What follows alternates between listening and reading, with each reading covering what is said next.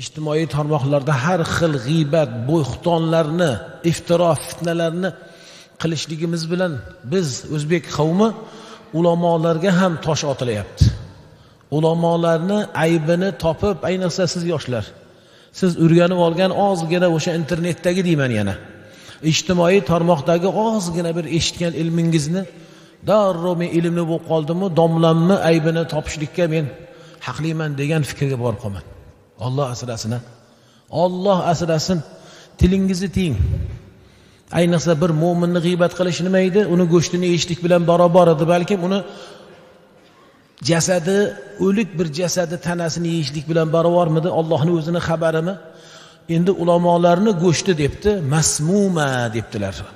Ulamolarniki o'sha o'lik tana bo'lishligi bilan birgalikda zaharli bo'lar ekan. Zaharli bo'lar ekanki, yegan inson o'sha vaqtda til tortmasdan o'ladi. O'lmayapman-u demang. O'lmayotgan bo'lsangiz, ana qalbingiz o'lib bo'lgan bilmaysiz. Qalbingiz o'lib bo'lgan bo'ladi.